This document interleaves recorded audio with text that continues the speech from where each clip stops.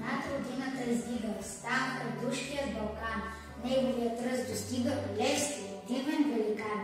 Левски, верен вожд народен, смел апостол и храбрец, предан, чист и благороден, за правди живот борец. Той с тайни комитети вред родината покрил. Тези комитети свети лъч, апостолът и вил.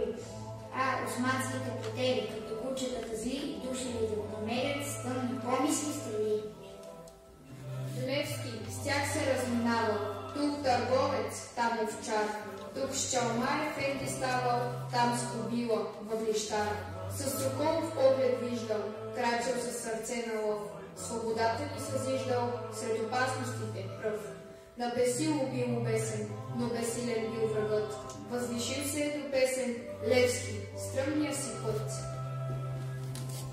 Живял преди много години в България славен герой, на милата наша родина обрекал живота си той.